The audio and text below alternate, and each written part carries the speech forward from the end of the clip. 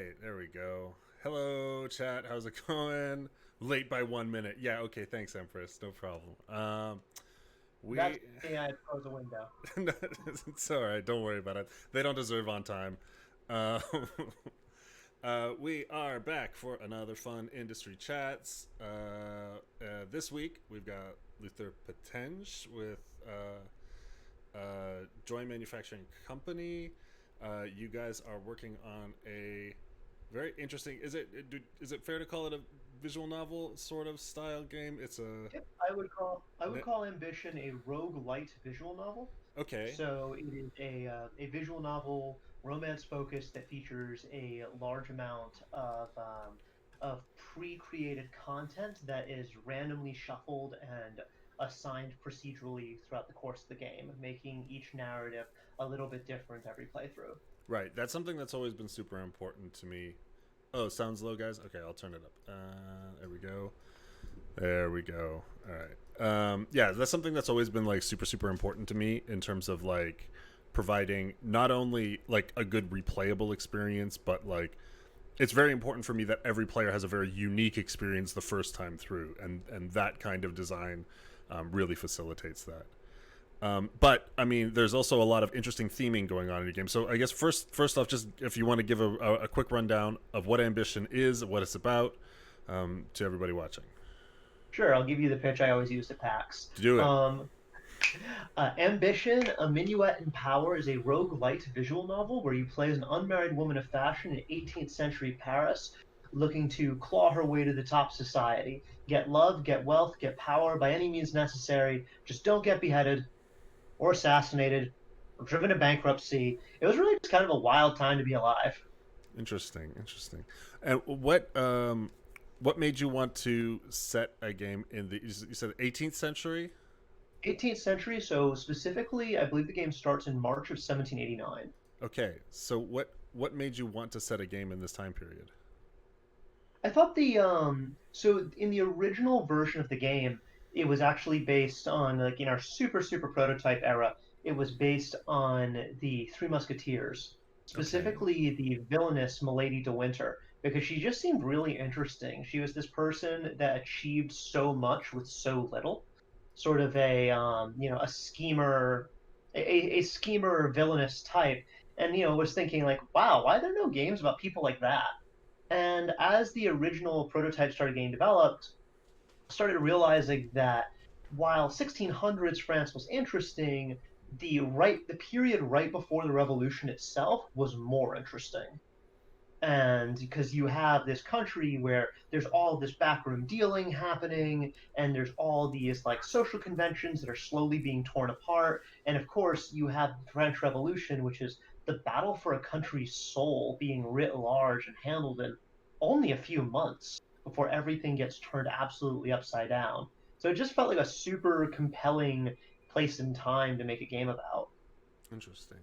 Has it always been a time period that's fascinated with you, or has it been a journey from learning about it to starting work on this game that's taken you in a one straight train ride? It was, it's an interesting period, but like I didn't start out utterly fascinated with it. It's just like this makes a good idea for a setting. I hope there's enough material to, make a game about this. And then I started really deep diving into the history, and it turned into, oh God, how am I going to fit all of this in a game? This is Interesting. ridiculous.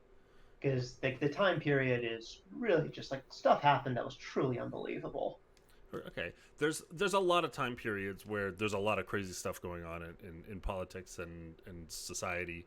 Um, that would give you like a breadth of content. What was the moment when when you realized or decided that this is a great template for, or a great backdrop for this kind of game that I want to make? I was reading about the Diamond Necklace Affair, which actually takes place a few years before our game. The Diamond Necklace Affair is a huge scandal that showed up in French court that I'm going to try and give an abbreviated version of this utterly Yep, bonkers scenario please do. I know where like literally nothing about history, so okay, we're gonna go bullet by bullet points. okay, Previous king Louis XV yeah, had two major hobbies: fighting wars and having mistresses. nice. Both of them very expensive. And so he commissions a diamond necklace that is the most expensive piece of jewelry ever made in human history to Okay. celebrate not his wife, but his mistress, I believe Madame du Barry. Then that guy dies before it's even finished. And so this jeweler, who's been paying all this money to make this thing, now shows up at a different king with a different queen, Marie Antoinette and Louis XVI, and says, "Hey, here's the necklace y'all, offered to buy from me that's worth the price of a battleship." And Marie Antoinette, who, spent a lot of money on dumb stuff, took one look at this thing and said, "Hell no, are you kidding me? No, get out of here." And so this guy is now completely bereft. He has, dumped his life savings to make something that no one can buy. Along Interesting. comes a noble woman, well, of a fraudster who claims she was a noblewoman of some sort, like really kind of historically unclear, and she manages to trick a bishop who is in love with the queen, but to basically fund this jewelry that like it was going to be bought on a payments plan, but in reality she was just bilking the dude, and like the payments were going to nothing. Huh. It then culminated in this bishop wanting to see the queen, and like I want to see her in person. So they found a blind prostitute who looked like Marie Antoinette, dressed her up in clothes, met the guy in the dark, and like this eventually this whole thing broke open. It got into a court case. Said bishop was sent to the Vatican to be tried for sorcery. Yes, that is a real thing that happened. And this noblewoman, or this fake noblewoman, when asked about all of her crimes, decided to double down and claim that instead of saying "I'm guilty, I did this crime," instead said that she was Queen Marie Antoinette's secret lesbian lover. And it just like one of those things that just kept escalating and kept getting crazier and crazier. And I was just reading it, and like, this is, yeah, you can't read this and not want to know more. How can I not follow up on this?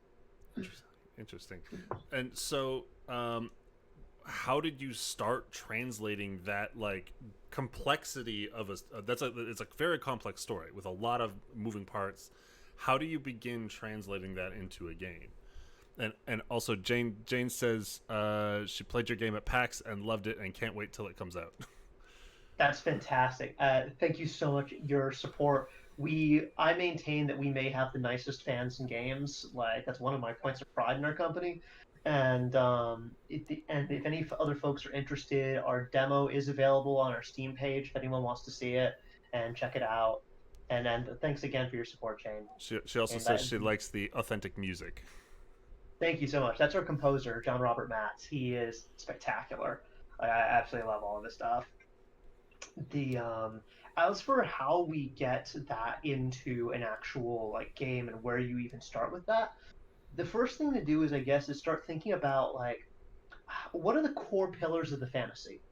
Like if you want to have a fantasy where you are a person in this time going around romancing people, engaging in skullduggery, maybe someone gets poisoned, you have to lock down what are the most interesting parts there and how would we translate them mechanically. Okay. And from there you can start to sort of filter everything down and cut away everything extraneous. Like in I did a lot of research on the time period. I know more about the salt taxation system of 18th century France than anyone actually wants to know. And I'm like, okay, you know what? This is not important right now. Can cut this part away. And you just go through it down, and depending on your studio's budget, start paring down until you're like, what are the things we absolutely cannot live without? And from there, once it's filtered down, you now have a good framework to begin with. So then, in order of most important to least important, what are the things that you can't live without in this game? It actually, in some ways, came down to what became the two main stats in our game, which are Okay. credibility and peril. Credibility You're, and peril. yep, Interesting. you need credibility for people just to believe what you say, Okay. and you are in this den of vipers, so you need to be able to lie constantly, but that depends on your actions. And, a lot of this time period was people building up these very trustworthy public personas while doing all sorts of dark stuff on the side. And we wanted to be able to simulate that. And Peril is just Sounds like Twitter. how, yeah, how close are you to getting found out? How close are you to everything coming apart?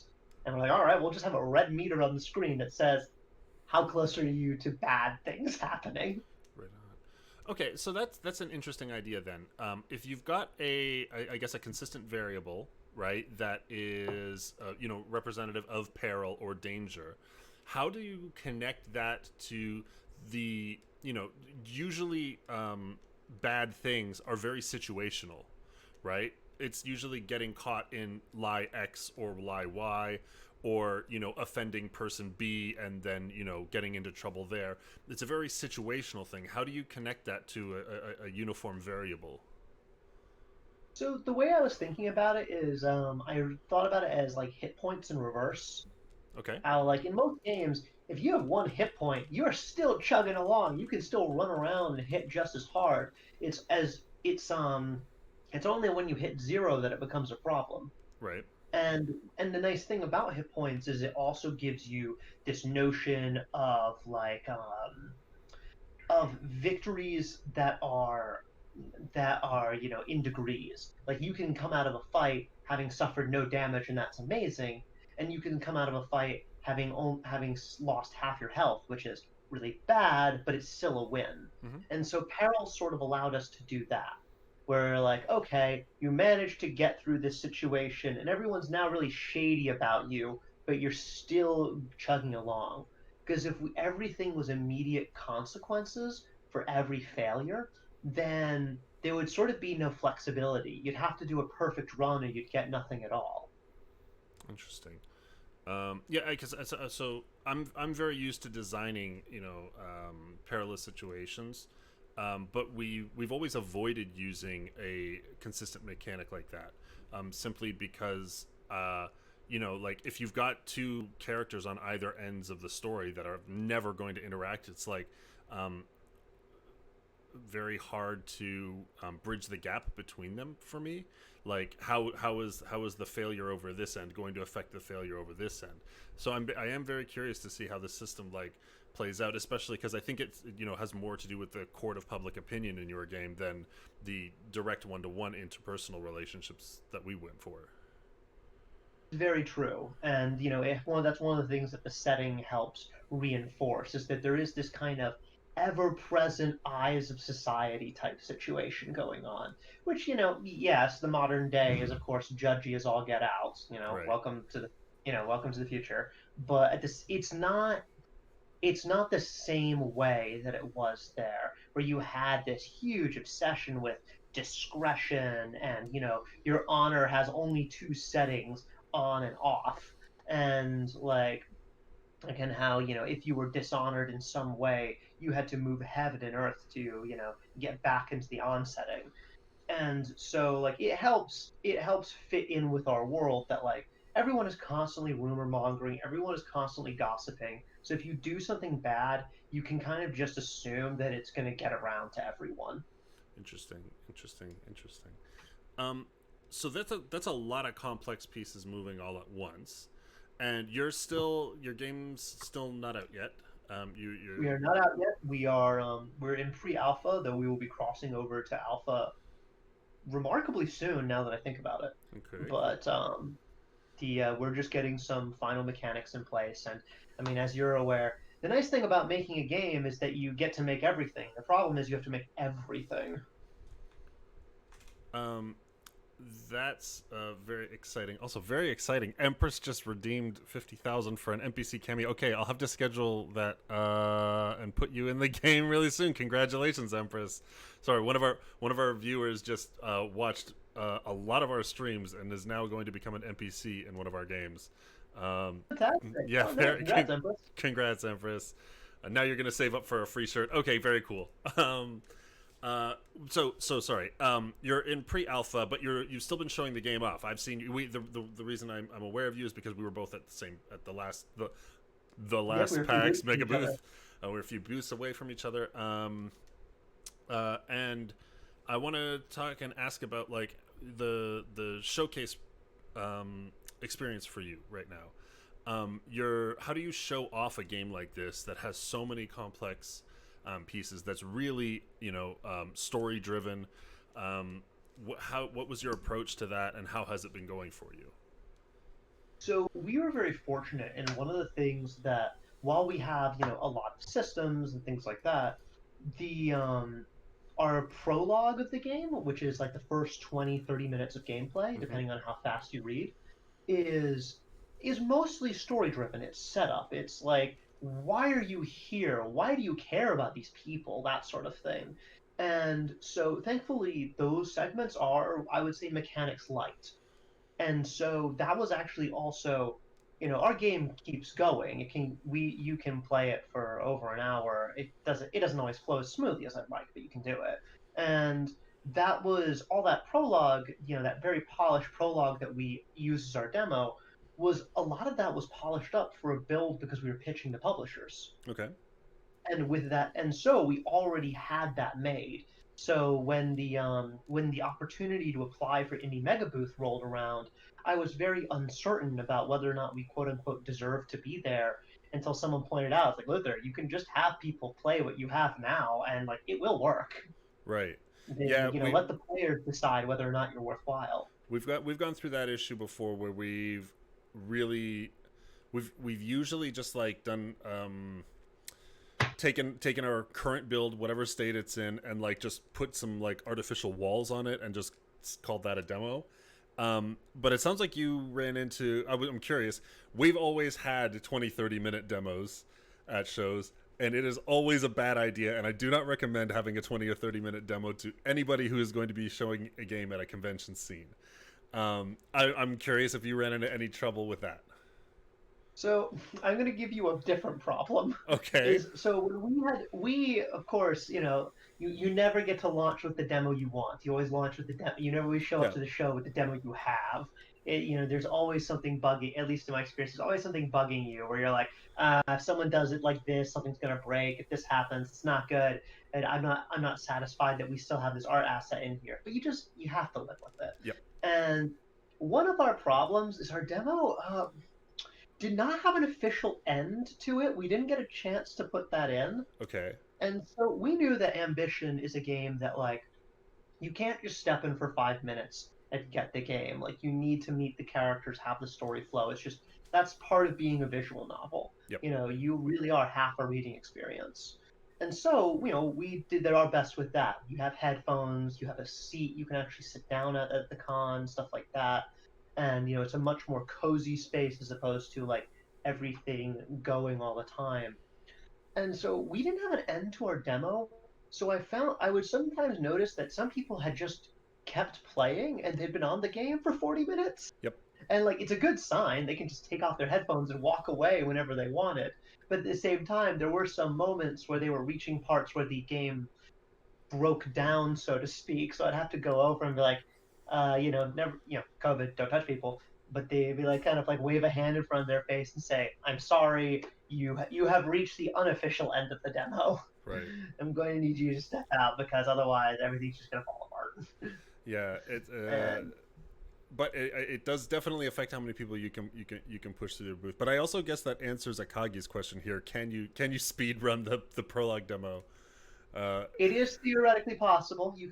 I've seen people who click very, very fast, probably because they're quick readers. And, if that's how someone wants to, this is sometimes referred to as the broken toy question of like, if you see someone having fun with your game, but they're not playing it the way you're supposed to play it, have you really failed? Right. Not really, as long as they're having fun with it. Exactly. I agree with it. Well, I mean, oh, well, okay. We've had this debate in my community for a very long time. There's a part in my first game, and Always Sometimes Monsters, where you've got this pretty much lose situation, and the only way to really get what people refer to as the best ending is to cheat, right? To save scum the game, manipulate randomness, and get what you want. And I've argued that it like defies the game's intent, and we've had plenty of arguments in the community about this. But at the end of the day, I've supported this cheater's path, so to speak, because yes, like you say, there's the if people are having fun and enjoying it the way they want to, who am I getting in the way of that? Are you prepared See for it that? like if you're especially making a single player game, and someone wants to, let's say, play my game 20 times to figure out this ultra optimal path that I never even considered as a designer, Mm-hmm. then like I don't know, that's between them and God at that point. Like that's the it's I don't like I've played Fallout 2 so many times. That was a game I grew up with. And I know I could like there are ways you can really mess with that game in order to get this amazing outcome, but that doesn't mean the designers failed. Like if the game supports one or two playthroughs that are really fun, that's a huge accomplishment. Right. Yeah. I don't know. It goes. It does. There is part of me that hates it, because like a big part of the like intention of the first game I made was accepting no win scenarios. That Mm. Kobayashi Maru kind of thing, where it's like you just have to accept that not everything's going to work out the way you want. But like this is just a really hard drive in players to like try and make everything perfect. It's a 'Cause really interesting pattern. And that pattern is, I think, because every game has trained us to believe that Yes. victory is always possible. That's actually it's funny you bring that up because it is very possible in Ambition for the game to end with you being beheaded during the Great Terror, Okay. and it's just the Reign of Terror, and so it is totally possible for you to just be killed that way.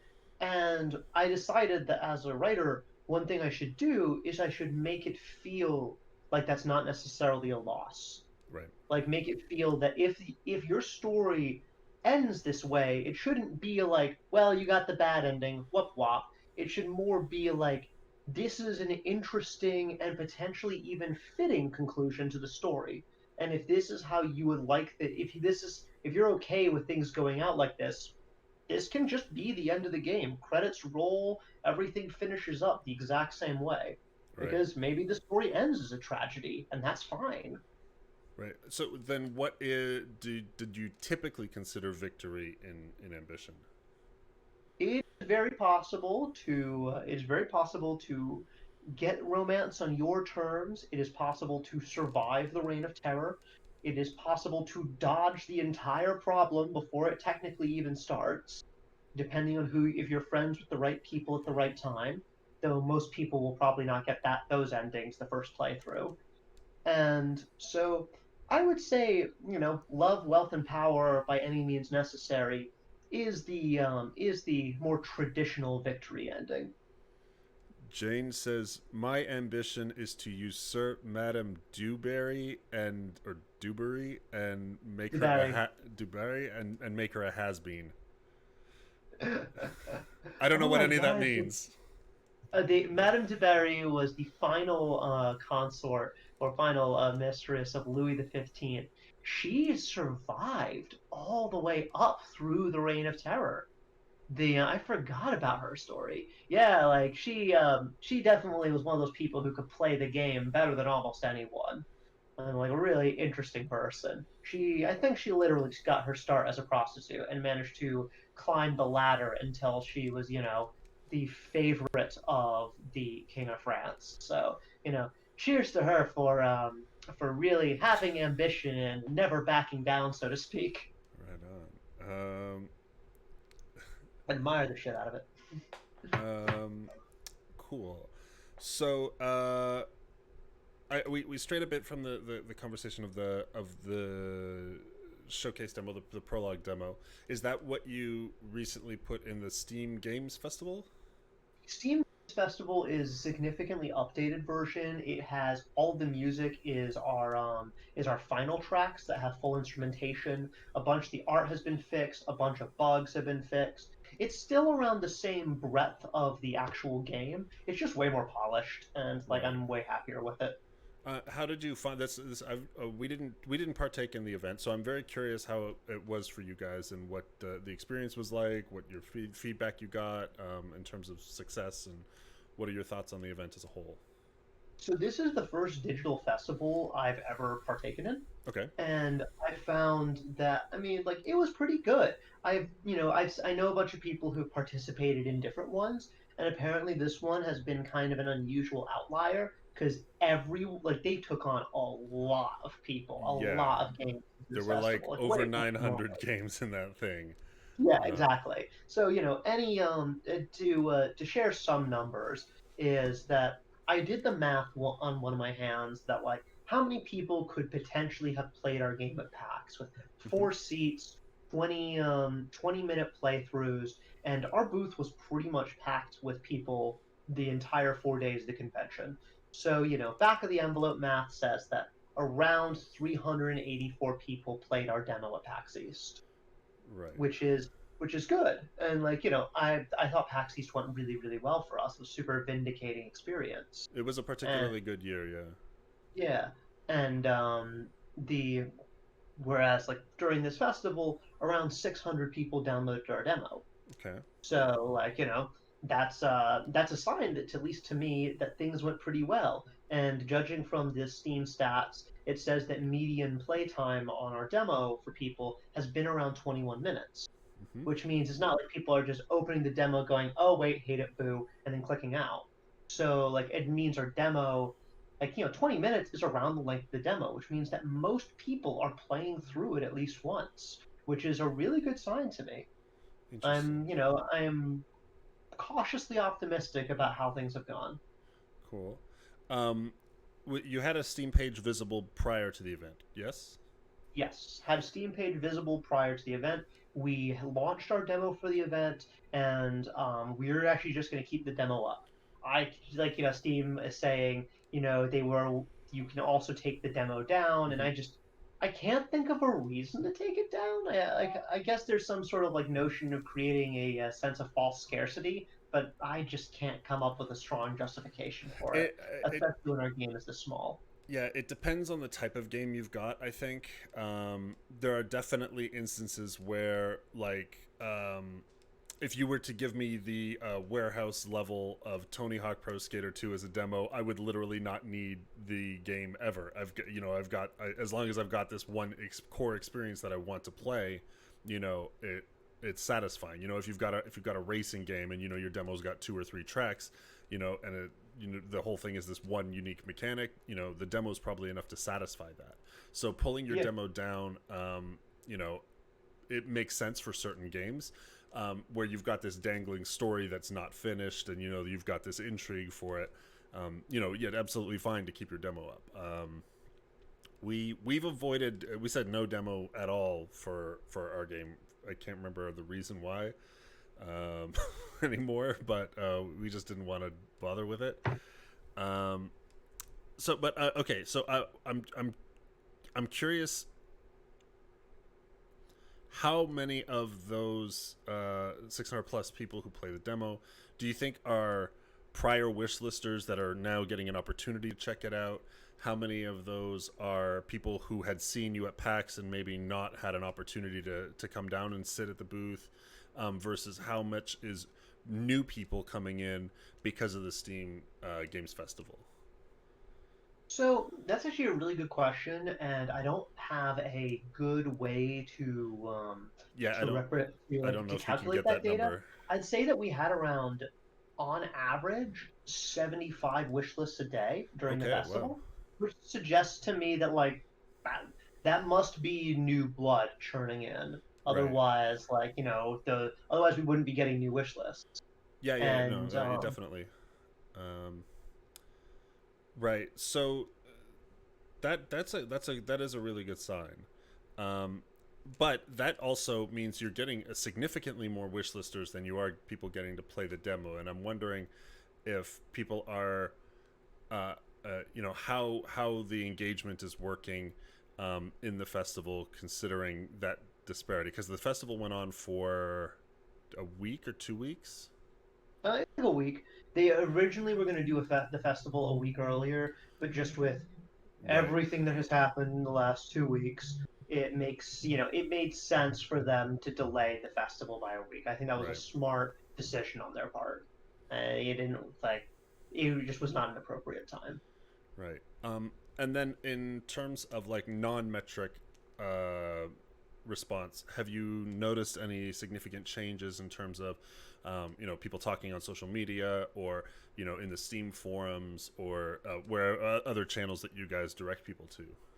I would say our Discord's a lot livelier Okay, than it used to be, and I think that there's just generally more chatter about the game, okay, and I think that that's been really good.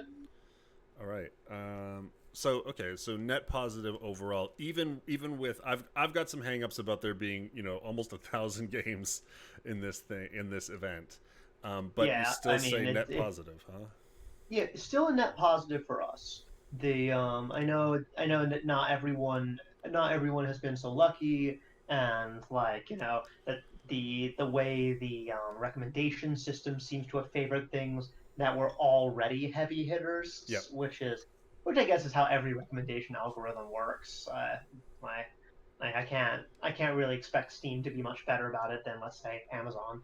Right. Well, yeah. It's I mean, at the end of the day, they want to push the heavy hitters towards people because people buy those, right? Yeah, And exactly. It's their job is to move copies. It doesn't really matter who.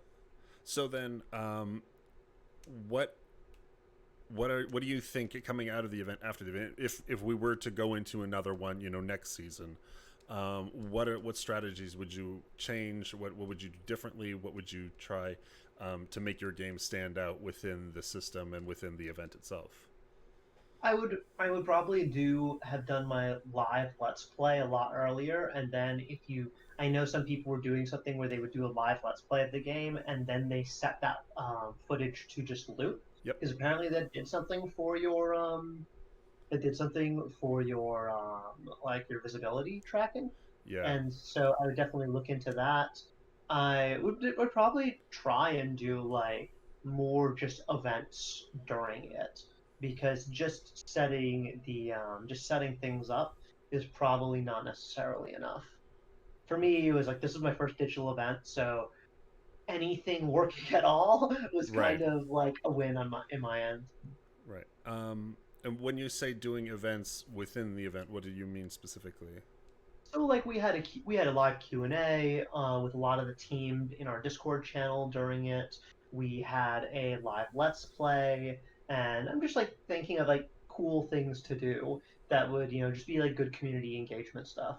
It's Gotcha. one of the big problems of running an indie studio is you need to do a lot of community engagement, because your fans, those are your early fans are sort of your biggest supporters, and you need to give them something to be excited about. So they tell people about your game, because you can make the best thing in the world, but if no one hears about it, no one buys it, Right. and then your studio is broke. Right. Right. Right. Okay. So, do you think that these digital events are going to be a good replacement for physical events if we never get back to doing? I mean, PAX just announced that instead of PAX Prime this year, we're going to have PAX Digit or PAX Online, which is going to be a purely digital event. Um, do you think these are a good replacement for it? Is it as satisfying to you? There's more. There's because Stopgap. there's more than the metrics. There's I think they're a good stopgap solution, but I think we're gonna go back to physical cons eventually. It's just, is that 6 months from now or some other period of time? right, The Like that's so, and that's going to be a necessity, I think, because one of the things that is a problem in these digital events is that one of the other things you do at the physical events is you're talking with the press, mm-hmm. because they have so much more reach than a single individual player, and it's great to see your fans. It's wonderful to get new real players playing the game, but for you to be able to get good returns on going to a physical event, or just putting on an event in general, you need to be able to have the press broadcasting your message loud and clear, and talking about your game and how cool it is and all that business. And I think you need physical events for that. At least that's my opinion on the subject right now. Interesting. And at that last PAX event, were you able to get the press to broadcast? I think Was there we many? I think so. I think we had around 20 people, Yeah. 20 different press outlets play Ambition, which so that was pretty good. And do you find like so again, our first game was in 2014, and Yeah. then our new one is 2020, and I have noticed a dramatic difference in the effectiveness of press, both in terms of the number of press who come out, to the booth, and engage, to the overall viewership of articles and individual videos. So there are so many outlets now, and this is including like YouTubers and these kinds of things, that it's such the spread of viewers across all the different platforms is really kind of thinned out over the years. Did you see traction from in individual articles still? Was it to your expectations? Was it less than? What were you expecting? What happened? We don't really. This is our team's first title, so we don't really have anything to measure it against. Mm-hmm. However, we had some pretty good response with some of the bigger outlets. Like we got mentioned in a write up of like 13 different games from PAX East on Ars Technica, and Indie Games Plus really liked our stuff, and things like that. We got so like I think that there's definitely been some good traction with that. But I do agree, just from my outsider's perspective, of seeing how the media landscape has changed, is with everything becoming more and more fragmented. There's just a lot more legwork of Right. before you could reach out to a press outlet and that single interaction or that single win with that press outlet would have much bigger results. But now to get that same thing, you need to coordinate with so many other people or so many other outlets just to reach the same amount of people. And I think that, having someone in charge of PR for an indie game company, that's soon going to almost be a necessity because it's going to have to be like basically a full time gig. Is Right. between the PR, the community management, anything marketing related. I was saying to you before in the pre-show call, talking about how if you look at the indie game landscape in 2012 and look at it now, it is a massive difference in Mm-hmm. what the dynamics were and just what it took to make an indie game be successful at all. So it absolutely is like the we were specifically talking about the number of games that release daily, and how it's gotten heavier and heavier and heavier, and seems to only continue to do so. Um, I hear what you're saying about the extra legwork needed to go and wrangle press and get interviews and get previews and get reviews done and all these, but at the same time, I wonder if it's worth the effort, or if it's worth the salary of the person putting in the effort, versus a community manager who is organizing actual players, and Steam, thriving in Steam. It really seems like it doesn't matter what your press review score is at the end of the day. These days, the user review score on Steam is the almighty thumb of Caesar, right? It's is your game good? Is it not? How many reviews does it have on there? These are the metrics that people look at immediately and judge your game on. So I wonder at what threshold do you decide if PR is worth it or not? I have no idea. I have no hard and fast, solid rule towards all of it. It's just that it's it's I know it's kind of a pop out answer, but both are really important. You need to put a lot of effort into it, and of course there will always be that question of like, man, I'm devoting these resources towards people finding out about the game. well, those are resources you could just as easily be putting into making the game itself better. Yeah. But you know, it's a bit of a confirmation bias problem because I am sure there are utterly fantastic games on Steam that put all this effort into making a really solid title, and then they didn't go anywhere because no one knew about them. They got lost in that new, 14 new games every single day on Steam. Yeah. You can make something great, but if no one finds out about it, what are you gonna do? I mean, that's that's possibly true.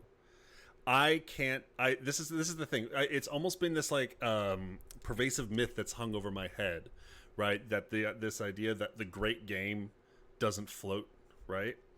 But I have no way of verifying that because I'm not going to go and dig through 14 games a day to see how many of them are actually good and to see how many of the ones that sunk are actually good. Um, it's a strong theory and it makes sense, but I don't know how true it is. And the, the only really good case study I can give is, from long back, and it's also you know, it's an indie darling now. But remember, Psychonauts was a complete flop when it launched. mhm. Like Psychonauts, I don't even know if Psychonauts made its money back when it first launched, and because the marketing team had no idea how to market Psychonauts. And now, only later when Double Fine rebought the rights to their own game and released it on Steam and had gained all this momentum as a kind of a cult thing, did Psychonauts, I think, even make its money back. Right. So, like, there is such a thing as great games that don't succeed. A Spec Ops: The Line was also a financial failure, even though Spec Ops: The Line, like, there are AAA games that are still biting off on the story that Spec Ops: The Line had crafted. Right. These are also they're good examples, but they are sort of AAA examples, and Mhm. I'm curious how true it holds in the indie game space. This is I guess the only way to find out is to make a really good game and not market it at all and see how badly you do. Hey, I'm not willing to play that game of Russian No, roulette, and I hope no ah, one else is either. all right, all right. Maybe I won't. No, it's hard. It's hard. Oh Um, yeah, absolutely. That's one of the problems with making art is you're dealing with so many intangibles. all right. So then, how early in the process of making Ambition did you guys start community outreach and building a following for it? A month or two before we launched our Kickstarter campaign. Oh, okay. So sorry, I didn't even know you went through a Kickstarter process. That's Mhm. I've heard it's a really really good way of gaining a community. It's a great way of gaining a community. It's tough. Like making a Kickstarter campaign is like making a product all of its own because Okay. that's exactly what it is. A Kickstarter campaign is a form of entertainment. I am totally like I back a lot of stuff on Kickstarter, and like there is this fun enjoyment you get out of watching a title and a team grow from nothing. It's really cool. It's a fun story, and you are paying when you're in a Kickstarter campaign. Part of what you're paying for is partaking in that experience. Like I'm actually really excited for Wasteland 3 when it comes out really soon. I also backed Wasteland 2. Um, but so running a Kickstarter campaign, it's a big deal. It's a lot of work, but we did succeed at our campaign. We had 1,024 backers, I believe. That's good. So we reached a pretty good audience, and that served as a solid foundation for where we are now. And what was the efforts before the Kickstarter? The efforts before the Kickstarter were like, about as bones basic as you can imagine. Made all the social media channels, started a newsletter, got a um, got a decent website going. Got started getting people signed up for the newsletter so we could get people organized around the idea that they would back the campaign right when it launched. Because Kickstarter's metrics put a lot of emphasis on how well you do in the first 3 days. Right. And Kickstarter's Projects We Love system is extremely opaque. It very much picks winners and losers. So like, you if you do not get that, it will be a tough struggle to get your game across the finish line. which we did not get it, and we still got across the finish line, but it's not easy. Right. What was the the hardest parts of the Kickstarter? I guess let's talk, because there's two stages of the Kickstarter, right? The hardest parts. I want to know the hardest parts during the gaining funding and the gaining backers period. What was the hardest parts there?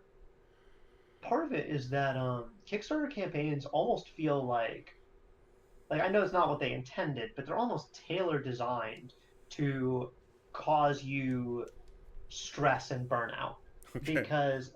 because like a Kickstarter campaign is around 30 days long. It is an all or nothing system. So you remember, if you don't reach your goal, then your game does not you don't get any money and the whole thing was a waste. Right.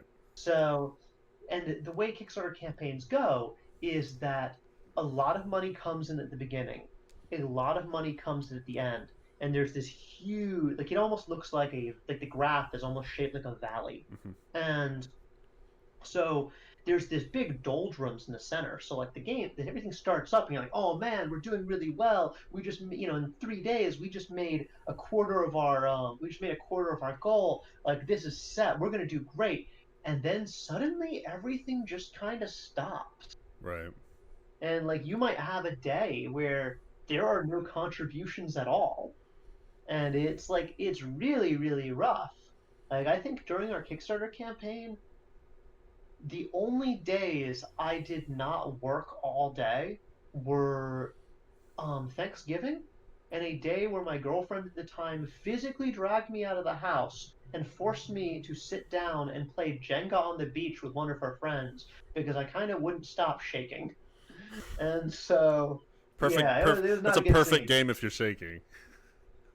Yeah, Jenga. and Jenga. And so, and obviously, we got through at the end. It was a really tough ride to get there because you're doing all of this stuff and you have this big absolute goal at the end of it. But you're doing all this stuff, you have this big absolute goal at the end of it, and but all the things you do have only very indirect effect on the number in front of you. Right. So, because you're just trying to reach out to more and more people and hoping they get interested, and people are less inclined to back a Kickstarter campaign that hasn't already reached its goal. It's kind of like just an Yep. unusual effect of the way psychology works, where people want to back a winning horse. Yeah, of course. I get it. It's pretty hard to like put your money up on something that's not necessarily going to come through. And Which even is funny considering that if it doesn't go through, you don't lose anything. yeah, it's just the hassle of having to wait on the refund or whatever. Yeah. Um, okay, so the hardest part is the psychological element of living through that valley. Um, And staying motivated and staying optimistic and making sure you don't get too discouraged because you're going to need to wake up tomorrow and think of a new way to promote. right. Um, what were some of the most successful methods of promotion during the valley? I would say most successful methods of promotion, a lot of it really was organic outreach.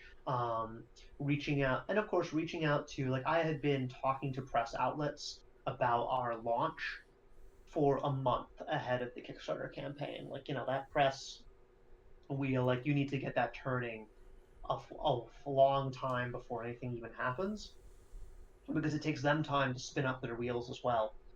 In an ideal world, we would have launched with a demo. We did not, and we should have. Right. Or, whenever if Ambition succeeds and we go forth and we do another Kickstarter game and all of that, we're launching with that Kickstarter campaign with a demo because I think in these days it's almost a necessity. Yeah, that's what I've Just heard. because, hmm yeah. So that's going to be like lessons learned type situation. Um, and then what have been the hardest parts of running the Kickstarter campaign after the success? After the success, well, you part of the Kickstarter campaign is you make your goal as low as possible. That's still reasonable because you the lower that if you set a really high goal, you're never going to reach it. Right. The problem is that like then you have the Kickstarter campaign and now you actually have to make the game. And let's just say you just met your goal like we did. You now have a schedule that has absolutely no wiggle room in it. and you're on the hook to all of these people who have been so good as to back your game. So you're on the hook, you have no wiggle room, and you need to figure out how to make that work. And that's pretty tough. Like, it's games are already a dodgy thing to keep going. Right. Um, and how has the community been? How has the Kickstarter community been to the project since your success? They've been really good to us. They've been really kind. Like, we mentioned to folks that, like, we've had multiple delays, and one of the things that's helped us through with that is that, like, we have taken on investors in the company. We have reached out to publishers. We now work with Humble Bundle, or Mm-hmm. well, their new division called Humble Humble Game, Games, and like they're fantastic to work with. And we've done all these things to get ourselves the funding and the time to make Ambition a game worthy of the vision we pitch to our backers, and just like worthy of our backers spending their time on. And people have been really good about it and been much more, hey, it comes out when it comes out, I just want this game to be good type right. situation. And we've been very fortunate in that we've had a community full of people that are that understanding and care that much about a solid finished product. And then, so going into the publisher route, how much do you think having a successful Kickstarter played into gaining the trust of a publisher and the I think for investors? I think for us, the especially, like, considering we're a first time outlet, Mm-hmm. like, if I think it was an absolute necessity, because you Right. need to be able, when you're making a game as unusual as ours, you need to be able to prove that there's a market out there. Okay. And when we have a successful Kickstarter campaign, we can say, look, this is the market. They're right there, and they are solid. They're not going away anytime soon. Imagine, this is what we did on a budget of literally $0. Think of what we could do if you worked with us now. And so that really helped. Now, whereas let's just say, looking at your studio, you could point to, might have to be able to do these things without a Kickstarter campaign, because you can say, look, we've made two games. This is what our successes looked like. Here's how much money went in. Here's how much money came out. We're a good bet. And here's why. Here's why we think this next game will be an even better bet. Yeah. Because as much as it's as great as it is to have an artistic vision, as important it is to have a really solid artistic vision, the publishers and the investors, are ultimately in this because they see you as a solid bet. They want cash in, cash out. Right. Um, well, that's, I mean, some pretty good advice, I guess, for anybody out there who is, trying to. We just had our first game jam. This Fantastic. we hosted a game jam last weekend or this past weekend, and a lot of people in the community made their first games. Oh, Um, that's wonderful. I remember I went to so many game jams when I was first breaking into the industry. Like, they're a wonderful experience, and like there's really no substitute for them. we got a lot of a lot of weird games came out of it, but Yeah, bring the weird. yeah, it was a lot of fun. And so I guess that's some really good advice for anybody who's. I mean, I can't fathom some of these games. I definitely can't fathom what they'd be like as full projects. But if anybody's considering taking their project a little more pro, I think that's a little Hey, good advice. all I'm saying is there have been a lot of very successful indie hits that were very weird game jam games, super hot. Mhm. Gods Will Be Watching, those immediately come to mind. And I recommend both of those games very highly, actually. So, it is totally possible if you made a game jam game and you're like, I think that, with a year spent polishing this thing up, we could get to have something really special. Like, we could have a really solid 3 hour experience. Right. Oh, so Consider it. Really consider it. you didn't have a demo when you started your Kickstarter project, but had the project started at all? Like code to The screen? project at all actually I had a full on prototype. When I was attracting the other members of my team who I knew personally, I had showed up to our D&D game actually with a prototype. It was Okay. very primitive. It was blue squares seducing white squares on a screen, but Nice. like that fundamental was there, and thankfully everyone on our team is has been in the game industry, so they understood how to look at a prototype like that and kind of mentally expand upon it and say, okay, I see why there's something going on here. Right. And so then, so What was that process like? Your quote unquote jam days for Ambition. Um, what was that like? Well, the original version of Ambition, I was actually making as a side project while working at a company. Like, in my personal time, my off hours, I was teaching myself how to code in the Unity engine. Mhm. So, because I decided that that was something I really wanted to do. And so I, so I was just coding that prototype. It was originally just purely like a personal project. And then after a certain point, I realized, oh wow, there's something actually here.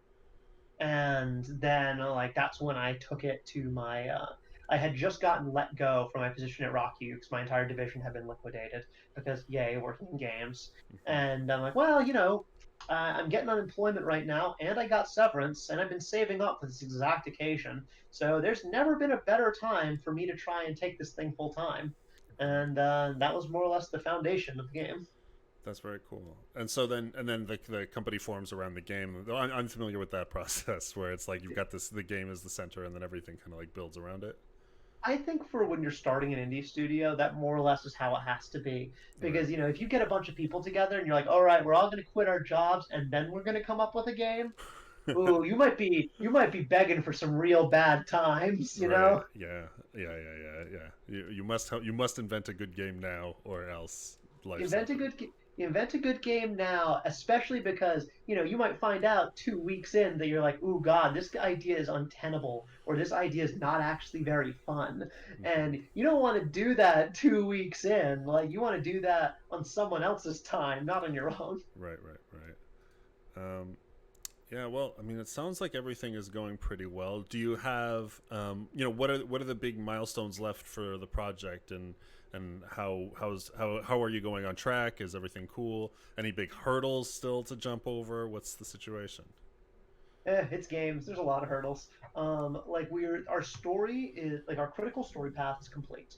Okay. I basically, as for like random events that can occur in the game, that's just an infinite well that I'm going to keep shoveling content Yeah. into as long as I can. God damn it, because the more of that I make, the more variation there is, the more fun that is for the players, for things like that. And of course, there's balancing. But that's going to be more of a beta problem. The I'm confused. What I when I hear balancing, I think of like Street Fighter. So, what is balancing in Ambition like? Ambition, like balancing, can be lots of things. Of like the player might look at a certain encounter where they're talking with someone and say, "I just have no idea of figuring out what I'm supposed to do here." Like the conversation isn't telegraphing what the appropriate plan of attack for talking with this person is. That sort of thing. Gotcha. Um, but so then after you said there's balancing, what else is there still to really refine? Like we're like there's tons of things I mentioned. How one of the problems with making a game is you have to make everything. Is like we're literally working on the save system right now. No. Like the game has to be able to save appropriately and cleanly. If we're going to take the game onto if we're going to take the game onto another console, every single console has different demands on what is necessary for a save system. Making more under the hood stuff, like does the game patch cleanly? Like can you patch the game without breaking everything? Right. It needs to be set up in a very particular way for that to be true, and just lots of stuff like that. We're still The rendezvous system still needs to go into the game, which is when you're going on one-on-one dates with the characters and to advance certain romance plot lines that needs to be finished up. So, and that's one of the big things that advances the story in the game. So I have all the story points written out for them, but you can't actually get to them right now Right. because the mechanical system for reaching them doesn't exist. But the design docs been written for them, and we have all the base pieces. It just needs to be made. Right. Okay. Well, so I guess there's no hard dates yet. That sounds like there's still a little way to go. I cannot talk about hard dates. What like Humble Bundle is a wonderful company to work with. Like they're super understanding. They actually started off as a game studio, but one of the only draconian clauses in our contract is that we cannot discuss a release date publicly without written consent from both parties. Right. Because rescheduling a launch date, which means rescheduling all of our PR and all of our marketing materials, is really expensive. Right. It's so we need to be 100% locked down on what these dates are going to be. Yeah, I've never been good at that. It is really really hard, and but like it's a skill we have to learn eventually. Right. Cool. Well, I mean, is there anything else you wanted to tell people about the game? I know the demo's still available on Steam, you said? Demo's still available on Steam. Please wishlist us. It's a super important thing for indie titles to sort of get their visibility and get pumped up in the charts. If any of it, of what I've been describing sounds interesting, we have a fully animated trailer that was all made by one woman. That is our art director, Alexandria Kairos. She is a machine. Like she's incredible. I really like. She's one of the best assets on our team. So like, check out Ambition if you just like you like intrigue, you like interesting stories where your decisions matter, you like games with romantic variety. So give Ambition a shot. We're really weird, but we went into this wanting to be different. Right on. Cool. Well, I want to thank you for your time coming on the industry chats. It was a lot of fun. Yeah, absolutely. Apparently, a lot of our players are interested in the game, so Thank you so much, folks. I love all of you. hopefully, folks will enjoy the demo. And then, where can folks give you feedback after their experience? A lot of them are excited to talk about the game. Oh, if you go to our Steam page, there will be a link for our Discord chat. If you click on that, you can join our Discord chat. I have to manually assign people a role so they can talk because I need to make sure bots don't infect everything. But if you go into our Discord channel, we actually have like a feedback subsection, and we'd love to hear from you. Right on. We take everything our players say really, really seriously. Very cool. All right on. Well, thanks again for coming in. Let's see our schedule coming up. Today's Thursday. This weekend we are going to be doing normal development streams on Saturday and Sunday. Yeah. Normal development. Yeah, we're finally. There's been a very big update that I've been working on for a little while, and it's been dangling, and people want that finished. So we're gonna do that this weekend, Saturday, Sunday, 1 p.m. You're doing your development live. That is so brave of you. I really admire the shit out of that. Well, so that's the thing. I mean, like we're at a stage where like the game's shipped, right? And now it's just like remember that infinite well of extra content, right?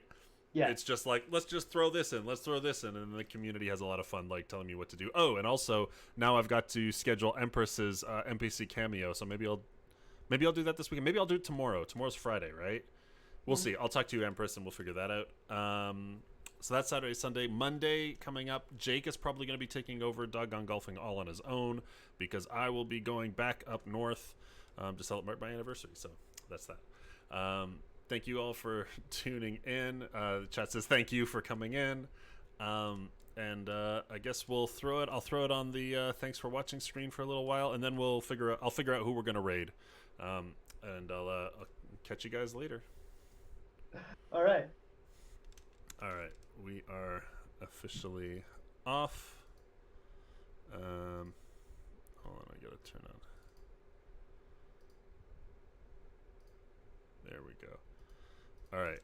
Thank you so much. I'm just gonna set up the raid for them real quick. Nobody's playing my game right now on Twitch, so Bastards. we'll figure. I forget.